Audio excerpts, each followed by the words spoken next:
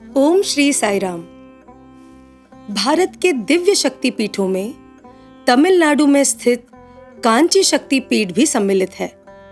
यहाँ देवी माँ कामाक्षी के रूप में पूजी जाती हैं, जिनके साथ भगवान शिव आसानंद भैरव के रूप में विराजमान हैं। कहा जाता है माँ पार्वती ने यहाँ कंपा नदी के तट पर एक आम्र वृक्ष के नीचे भगवान शिव से एकत्व प्राप्त करने के लिए तपस्या की थी। उनकी तपस्या सफल हुई और उनका विवाह भगवान शिव से हुआ।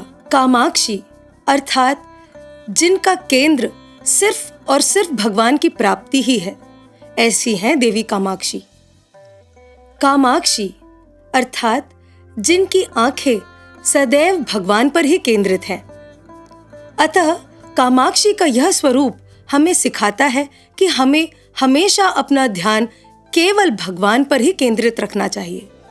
मान्यताओं के अनुसार देवी सती की नाभि यहाँ पर गिरी थी। मनुष्य शरीर में नाभि को जीवन शक्ति स्वरूप माना जाता है। हर प्राणी का जीवन स्रोत नाभि में ही है। सृष्टि की उत्पत्ति भी देवी की नाभि से ही हुई। इसीलिए माँ भगवती जगत जननी है, सृष्टि की रचयिता है। कांची में माँ की एक नहीं बल्कि 3 स्वरूप विराजमान हैं।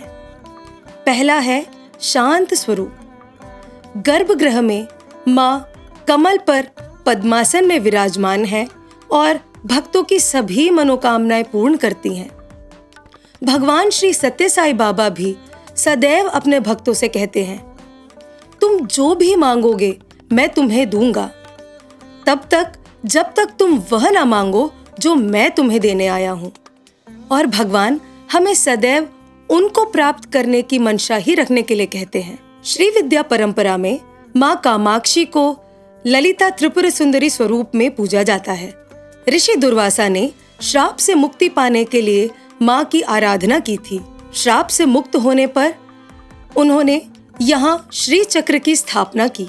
भंडासुर का वध करने के लिए माँ कन्या स्वरूप में कांची में प्रकट हुई थी।